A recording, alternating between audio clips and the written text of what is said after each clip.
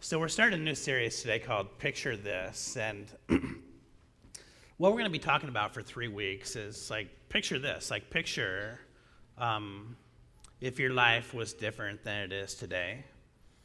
Picture if there was some incremental improvement that's going to help you grow in ways that God wants you to grow.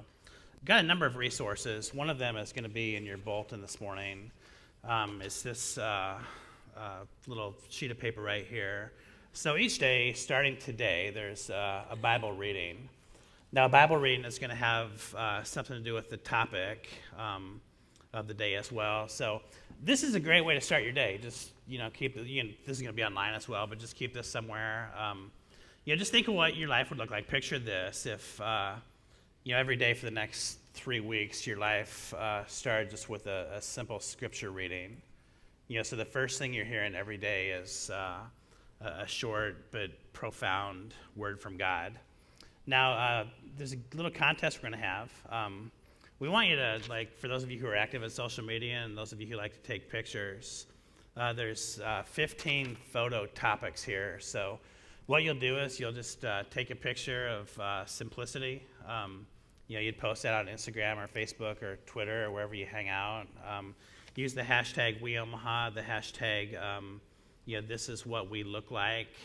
And then what we're going to do is the person who, every time you do it, you're going to be in a drawing. And at the end, the person whose name gets drawn, you get one of these little, kind of like a new school Polaroid type thing. So that's just to encourage you to participate. But it's a great way to build community. It's a great way for you to share your faith in a non-threatening way. It's a great way to bring some awareness to our church. So just do that, and if you do that, make sure you're public so everyone can see you on that one as well.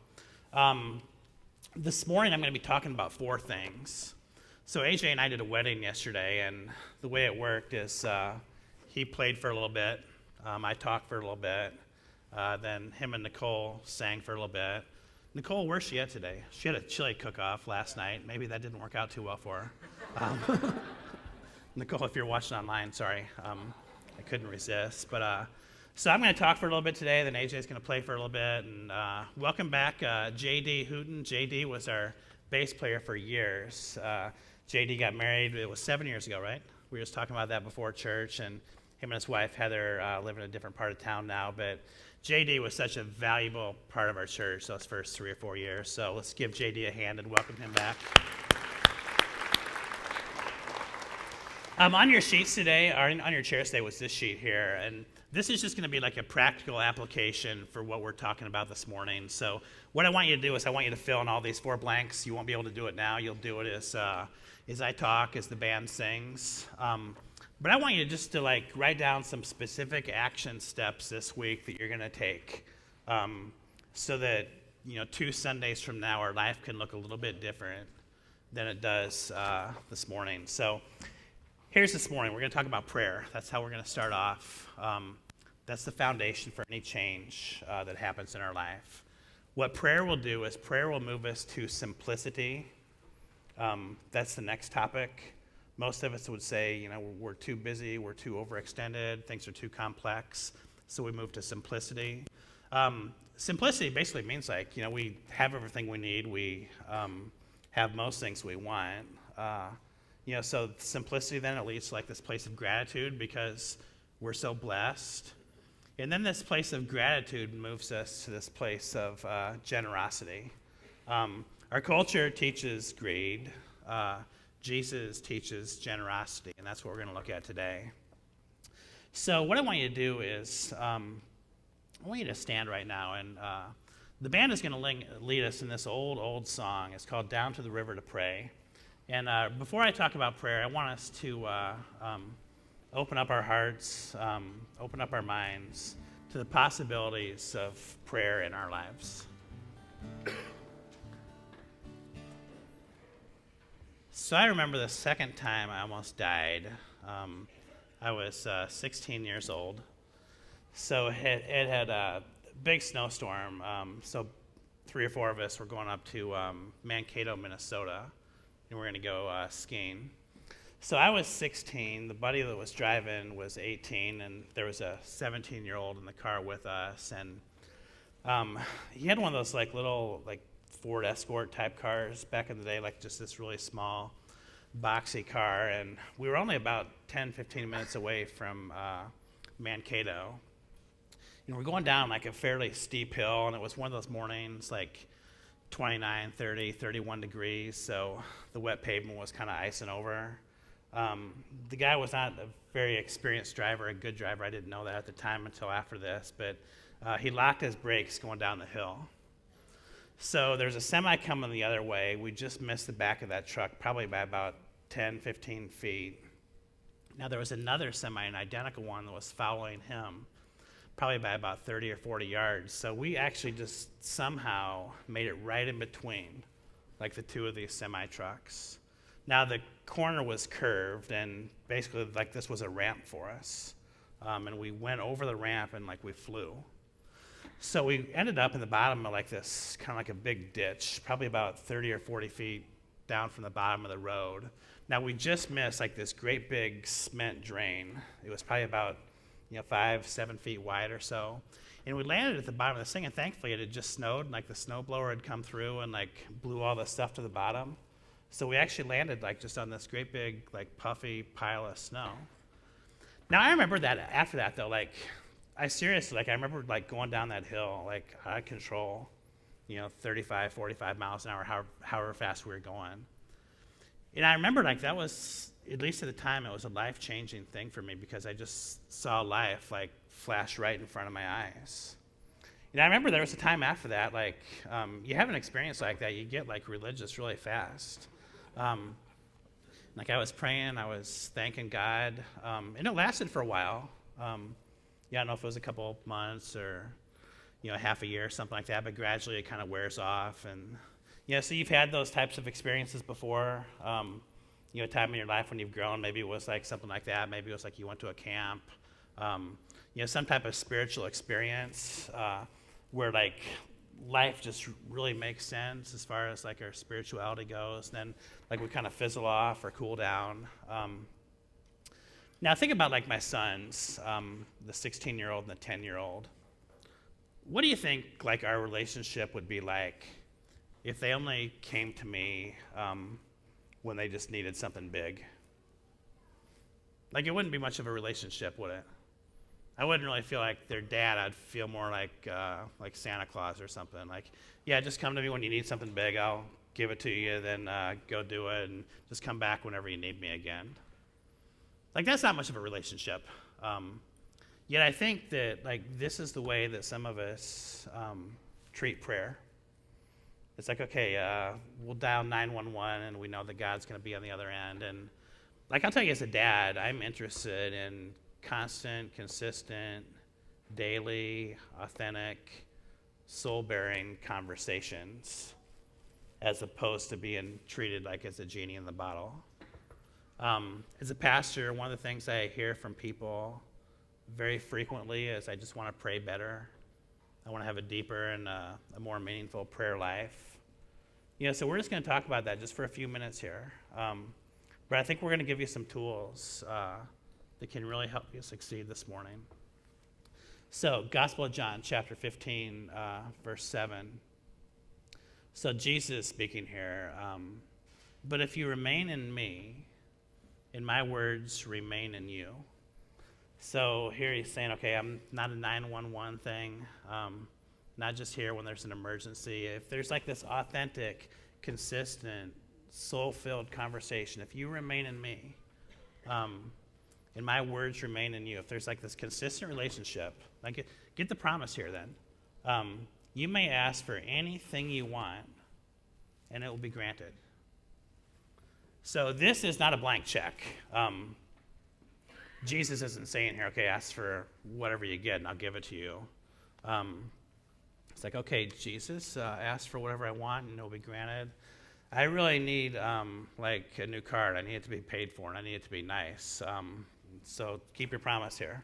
No, that's not what's going on. There's this but if. It's like the if comes first, the premise comes before the promise.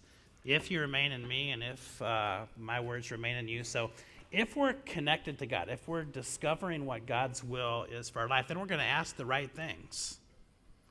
And when we ask for the right things, we're going to be blessed beyond our belief. So the function of prayer, and I want you to hear this one. The function of prayer is not to influence or change God. The function of prayer is to influence and change the one who prays.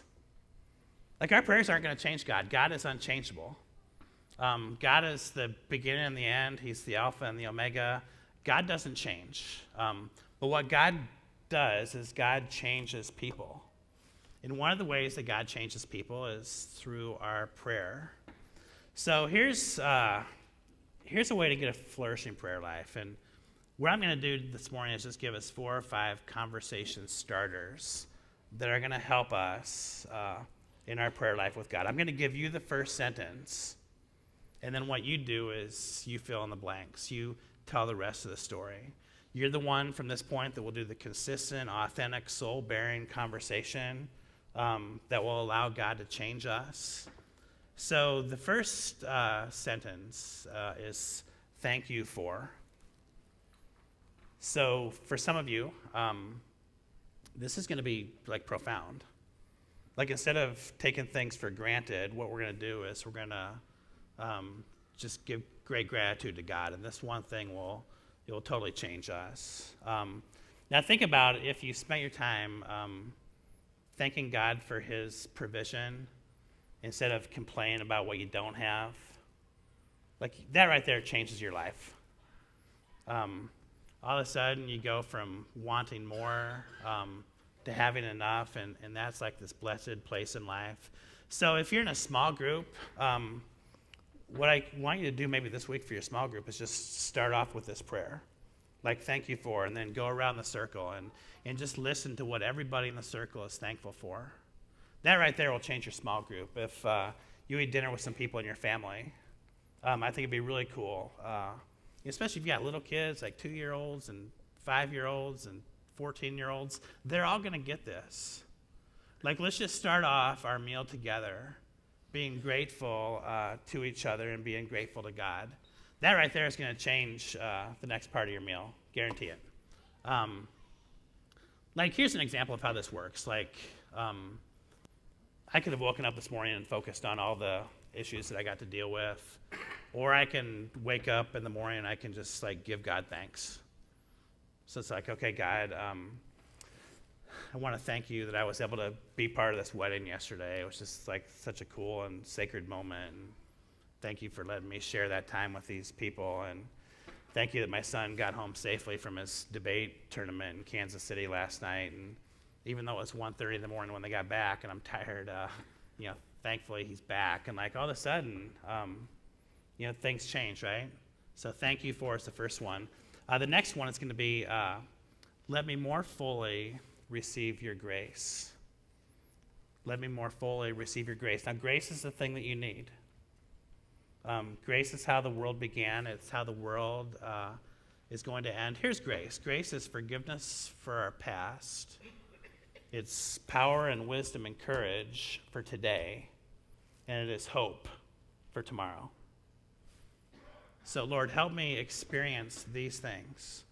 For some of us, it might be the forgiveness thing. Like, we need forgiveness for what we said to somebody last Tuesday. For some of us, it might be the today thing. Like, tomorrow is going to be a really big day for you, and you have some decisions you have to make, and there's a tough conversation you have to have, and you need courage and wisdom for that decision and that conversation. And, for some of us, it's going to be hope. Like, this has not been a good season for us. And you're just like, Lord, let me experience like hope that like this next season can be better than this season. All right, the next one is help me prioritize. Lord, help me prioritize. So your life is going to be best lived and most significantly lived when you're living out the things that are most important to you with the people who are most important to you. What this prayer is going to do is remind you of those priorities. So what you can do there is like just write a list of like 3 or 4 things that you just want to do or you need to do or someone that you need to connect with and make those things like your priority. Like you'll live out those priorities. When we start living out our priorities, the quality and the abundance of our life, it will just go through the roof. The next one, let me give to others generously, with compassion, without judging, with no strings attached. So this is how Jesus did it. Jesus, he didn't go around judging people. In fact, he told us not to judge. Jesus always showed compassion to others. And what Jesus would do is he would give with absolutely no strings attached. It was like, okay, I'll cure you of this leprosy, but you have to do this. You have to go to the temple and, give 10 denarii. He didn't do that. He's like, I'm going to cure you of your leprosy, and then you can do whatever you want to do, because I'm going to give to you with absolutely no strings attached. So the last one I'm going to look at as far as prayer goes is a prayer I want us to pray for the next 2 weeks. I'm going to get to that at the end of the sermon. But the prayer is, Lord, what do you want to do through me? So this right here is going to be the most dangerous prayer you ever pray. And it's also going to be the safest prayer you ever pray. And here's why. It's going to be the most dangerous prayer because I really believe that God is going to ask you to do something you've never done before. Lord, what do you want to do through me? Maybe God is going to tell you that there's an elderly couple that lives down the street, and they need a friend, and God's actually leading you to be that friend. Maybe there's a coworker who's going through a tough time, and maybe this coworker's not very popular, and you don't want to be guilty by association with this person's all alone, and they need someone like you, and God might be leading you to just listen to them and understand them. Now, it's going to be the safest prayer, and here's why. When we find ourselves in the center of God's will, there is no safer place. God is never going to lead us where his grace does not sustain us. So picture this, picture your life not being confusing. I think there's some of us that face confusion in life, and I want you to picture a life that's free from confusion. Picture a life that's not isolated from God. Picture a life that's not selfish. Picture a life that doesn't have anxiety. What I want you to do is picture a life that is prayerful. So I want you to stand again. And we're going to sing a song. And this song is about returning to God. It's about worshiping God. It's about God doing something amazing in us and through us because we have responded to God's grace. So we are moving now from prayer to simplicity. And I really believe if we pray these prayers, life is going to get a whole lot more simple for us. Just continue filling this out if you haven't started yet. How did God speak to you as I talked about prayer? What is prayer going to look like for you this week? Now, I'm going to talk about a guy whose life was way too complex at one point. It had a lot of clutter from his past. He messed up a lot, but he turned out to be the writer of basically about 35% of the New Testament. So here's what Paul writes about simplicity. He says, "No, dear brothers and sisters, I have not achieved it." So when he says I've not achieved it, he's saying I haven't totally simplified, I haven't totally decluttered my life, because that's not possible, and Paul knows that. The world is always going to keep throwing clutter at us. So then the task becomes, not arriving at the destination of being decluttered, but keep being on that journey. So imagine you got your does anyone else have this problem? One of your kitchen counters all of a sudden becomes this collection area for catalogs and magazines and bills and homework and work papers and all that kind of stuff. Anybody? Is it just the Finisteds or anybody else? The world's going to keep throwing clutter at us. So Paul says, I haven't achieved it, but I focus on this one thing, forgetting the past and looking forward to what lies ahead. So imagine this, picture this. Let's just say that when you got home from church today, what's a messy room you have in your house? Kitchen, garage, closet, all of the above. So let's just say it was your kitchen, your pantry and your refrigerator and your counters, table. They're all totally clean and organized. You don't have stuff you don't need. It's just the essentials. Like, how would that feel? It'd feel good. You guys had an extra hour of sleep. You got to help me out here. Like, how'd this one, it'd feel good, right? Now imagine if you could declutter your life. So all that emotional baggage you have and the relationship hurts from the past that you carry, the guilt and regret that some of us are like they're constant companions. Here's how you declutter your life.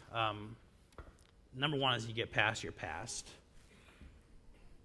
So your past is very similar to my past. It's a historical event. You cannot change it. It's already happened. So since we can't change it, what we do is we deal with it. So here's how you deal with it. You learn the lessons from your past. Like, what did this teach me? What did my mistake teach me? What did somebody else's mistake teach me? What did my success and my faithfulness teach me? So you learn from it, and the second, you just don't linger there. Like, you move on. Okay, lesson learned, the slate is wiped clean. We're going to move forward together. So you get past your past. Number two, you connect to other people without comparing yourself to other people. So there are too many of us that spend way too much of our time comparing ourselves with other people. Look how good he is. He met his sales quota, and he got this big promotion and this big bonus, and I'm just trying to sell enough stuff to keep my job. So we compare and we lose. Look how beautiful she is. Her clothes and her hair are always perfect. So you got to stop comparing yourself to other people. And even there's a very good reason for doing this. One of the reasons is your comparison to other people. They're lousy comparisons because you're comparing yourself to who you perceive they are, not who they actually are. You're making the assumption that who they are on the outside is who they are on the inside as well. So you do a lousy job of comparing yourself to other people. So here's two really good ideas as far as comparison goes. Good idea number one is you compare yourself to who you were yesterday. Not who you perceive other people are today, but who you were yesterday. That's the comparison that you need to be making. And then the second thing is connect to others. Don't compare, but connect. So here, instead of valuing your self-worth based upon how you think you do compared to somebody else, what you're doing is you're using other people, and they're using you as a network, this life-giving network of support and encouragement and inspiration. That's what people should do for us. Number three, learn to say no. So one of the most I would probably say the most important word that you can use to declutter your life is the word no. So the word no in the English grammar is a complete sentence. No period is a sentence. You don't have to justify a darn thing to anybody. Your priorities are your priorities. When you say yes to everybody, then all of a sudden their priorities become your priorities, and you're living out somebody else's priorities and not your priorities, and you get busy, you get stressed out, you get depleted, you get disappointed. This is what clutter does. So what you do is you say no to mediocre things, you say no to lousy things, you say no to average things, so that you can say yes to the absolute most important people and the best opportunities. That's a way to declutter your life. Number four, focus on moments and not stuff. So which would you rather have? Some really cool stories to tell, or a bunch of stuff in a closet? If you pick choice A, raise your hand. Some really cool stories to tell, and if you want the stuff, crowd in your closet, show of hands. Not quite as many. Number five, be proactive in dealing with conflict. So I'm guessing that some of you have come here today and you got some unresolved conflict. In fact, I'm guessing some of that unresolved conflict might be the person that you're sitting next to, or there might be a buffer between you and that person. Some of you might have some unresolved conflict when you go back to work tomorrow. All right, so here's the thing. Unresolved conflict wears you down. This is clutter. This is complexity. This Like it's the tension, the uncertainty, it's not good. So like think about this. You have to have the tough conversation sometime. So instead of like carrying around this uncertainty and the tension and the anxiety like around for weeks, like do it today. Just get it done with. Move on. Like, and as you do this, as you approach these conversations, don't approach this conversation thinking, okay, I'm going to try to win this argument and be right. Just go into the conversation thinking, okay, here's the deal. What I'm going to do is I'm going to try to move the relationship forward in this conversation. I'm going to listen to understand. I'm going to come in with some humility. I'm going to share how I feel. I'm going to create an atmosphere of low anxiety. Like this thing right here, this will declutter your life. And the last one is focus on progress, not perfection. So any perfectionists in here? Anyone who's willing to admit it? There's a few of us, right? So perfection's unattainable. So what we're doing, those of us who raised our hands, and I raised my hand on this one, we're trying to chase down the unattainable. And what this does is it leaves a trail of tears that will clutter our lives with feelings of hopelessness and failure. And hopelessness and failure is not where we want to land. You're not perfect, so stop trying to attain the unattainable. Here's what you do. You focus on the next step. You set measurable, achievable goals, and you celebrate progress along the way. So picture this. Picture that you've gotten past your past. Lesson learned, I'm moving forward. Picture that you don't let clutter accumulate. You keep dealing with clutter as it comes. Picture that you're able to forgive yourself, you're able to forgive others. Picture that like you're in this life-giving relationship with God who has given you permission to say no to some unimportant things so you can say yes to the best things. So prayer, what it does is it leads to simplicity. Simplicity was going to take us to our next destination, and that is gratitude. So we're going to actually sit on this one and just listen to the band sing about gratitude. And as they sing, I want you to take a look at those sheets. And if you got a pen beside you or if someone next to you has one, like work on this. Like how so far are you going to pray? Like for me, I think I need to be more grateful. Sometimes I just take things for granted. And I think it'd be great for Craig to practice gratitude. Craig can simplify by not being a perfectionist. Like, just realize that good enough is okay. Your story's going to be different. So write down your card how God is speaking to you, and together we'll listen to the band sing to us about gratitude. All right, so simplicity basically means like we have everything we need and most things that we have. So it takes us to this place then of gratitude, because if we have those things, we can be grateful. Let's listen to what the Bible says in Psalm 50, verse 23. But giving thanks is a sacrifice that truly honors me. So when we give thanks, what we're doing is we're honoring God. Then it continues, but if you keep to my path, this path of gratitude, I will reveal to you the salvation of God. So this Bible verse is so cool because it teaches us that gratitude opens up doors, specifically the door of salvation. So salvation, as we understand it, can be a future event, like when we die, we go to heaven and we're with God forever. In salvation, Jesus says, like, the kingdom of heaven is here. The kingdom of heaven is at hand. Like, salvation can also be a present event, like where we can experience freedom from our past, where we can experience deep community, like with other people. It's an amazing thing. So salvation will open up doors to you that gratitude will open up doors to you that nothing else can. So have you ever had one of those doors opened up to you before? Like just this door that you didn't even know existed, and all of a sudden, like you're walking through this door, and it's like the coolest thing. So when we were in the UK in the summer of 2016, we were kind of like down the touristy area. So there's like Big Ben and Westminster Abbey. It's all like the London Eye. They're all within like a mile of each other. So like 99% of the people were at Westminster Abbey. And I knew that there was a church across the street from Westminster Abbey that was a Methodist church. This was the church where John Wesley used to preach when he was in London.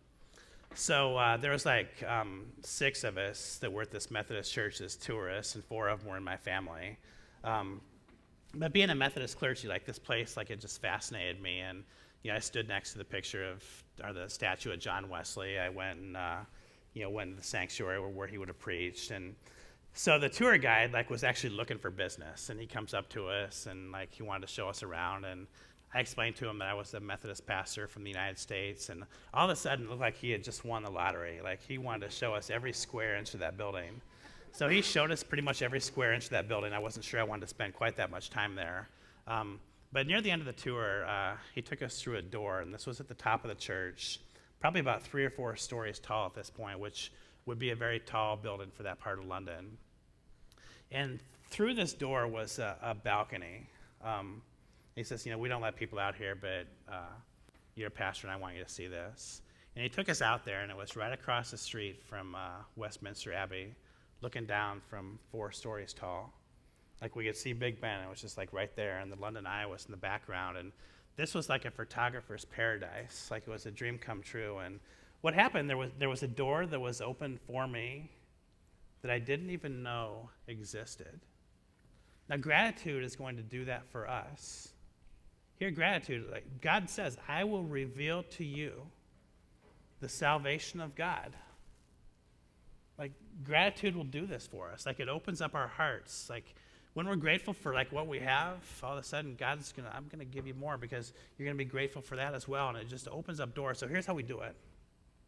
Number 1, I think gratitude's a choice. So we choose gratitude. Like you can choose to take stuff for granted. You can like think, okay, I don't have enough, I want that, I deserve that. So if you don't choose gratitude, the opposite as I see it is complaining. Or you can just like focus on what you have. So we choose gratitude. That's number 1. And number 2 is an extension of number 1. Like you keep a list, you keep track. Do this every once in a while. Like tell people that you're grateful for them. Tell others you're grateful for something. Like get out your phone and like keep a list. Get out a sheet of paper, keep a list. All of a sudden when you start doing this, you're going to find that you're not greedy, but you're grateful. You're not going to find that you're taking stuff for granted. You're going to find that you're grateful. And the third thing I think is important as well is to accept gratefully. Give other people the chance to express gratitude to you, because I think the same thing that allows us to receive gratitude is going to be the same heart that allows us to give gratitude. So imagine this, like in your web of relationships that you know is your life, what if gratitude was like freely practiced with all people? That would be amazing. Instead of like nitpicking and saying, okay, the kitchen's messy, or why didn't you let the dog out, or you didn't get 100 on your English assignment. Just say, thank you so much for putting the laundry away. I saw you studying hard for that test. Great job. That will change us. Now, gratitude is going to open up the door to generosity. It's the last thing I'm going to talk about. And we're going to actually sing this last one together. So let's stand and sing. And I want you to just mean these words. Like, we're just going to give it all to God who has given everything to us. So the Bible tells us, okay, so it's daylight savings time, right? So who here got an extra hour of sleep last night? So some people did. Who got like a half hour extra? So some of us kind of compromised and met in the middle. So who here that got an extra hour of sleep is still tired? Anybody? So I was still a little less tired. So sometimes I think tired doesn't have to do with how much sleep we get. I think it has to do with our mind and our heart and our soul. So listen to what Proverbs says. A generous person will prosper. So who wants to be refreshed? So I think we all do. So here's how it happens. Whoever refreshes others will be refreshed. Like that's one way to be less tired, is you refresh others and God will refresh us. So greedy, selfish, stingy, like we're going to picture a life without those things, defining and describing us. One of my favorite quotes is by author Anne Frank, and it says, no one has ever become poor by giving. So this would have been a 13 or a 14-year-old girl who wrote this. I was at the house that she wrote this in Amsterdam a couple years ago. It was like this little, it was a big house. It was a 3-story house. She and her family would have lived in the back part of the house during World War II.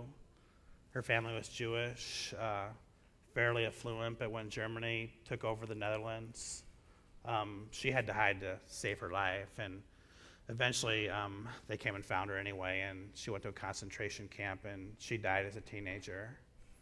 But in this wonderful book, it's one of the best-selling books of all time, The Diaries of Anne Frank, she gives us this little nugget that's totally true, that no one has ever become poor by giving. So Paul writes in 2 Corinthians, remember this, a farmer who plants only a few seeds will get a small crop. Whoever plants generously will get a generous crop.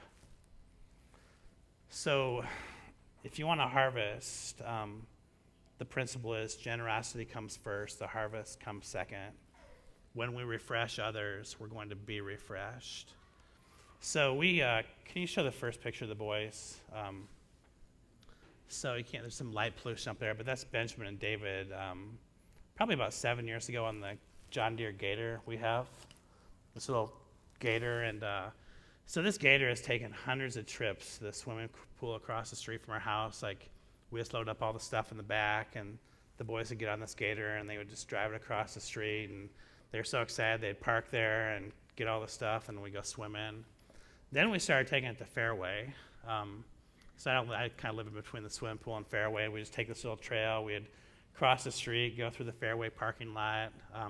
I would always try to buy like 3 bags of groceries when we would take this Gator over to Fairway, just so, like, you know, when you're at Fairway, they'll take the groceries out to your car.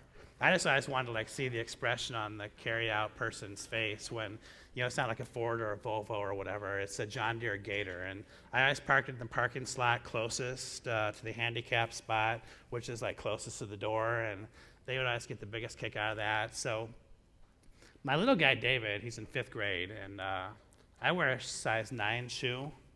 David wears a size 9.5 nowadays. David weighs 135 pounds. He's like this rebounding machine on his basketball team. He doesn't drive the John Deere. He can't. He's too big.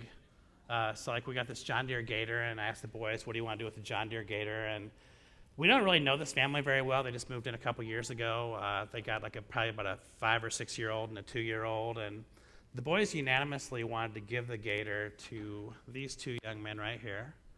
So we cleaned the Gator up one day, went to the battery store, had to buy a new battery for the Gator, got the battery all charged up.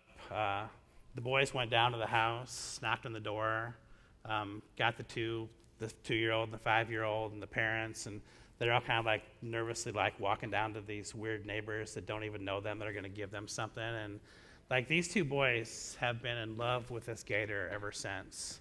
And I can't wait to watch them like load up their stuff next summer and take it to the swimming pool. I can't wait to see them driving in the back of our house on the sidewalk going to Fairway with their 3 little bags of groceries in the back. Now who loses during this transaction? Nobody loses. Like, everybody wins. That's the way it is with generosity, is everybody wins. So y'all know some stuff about generosity. Like, I know that because like I see the numbers. So there is a group of people right now in Dubai from our church. They're on their way to Uganda. One of them just texted me right before the service started. They landed, so their flight from Chicago to Dubai, 14 hours is done. Now they just got to go to Entebbe, Uganda, then they're going to drive 6 hours to North Uganda. Last week we took an offering for them. I think y'all gave $2,500. So that put us well over the $25,000 that we needed to support them this year. So we got a head start on next year. Just a couple weeks ago, we went through this 22-day campaign to purchase furniture and equipment for our new church. This is crazy. In 22 days, y'all gave $110,000.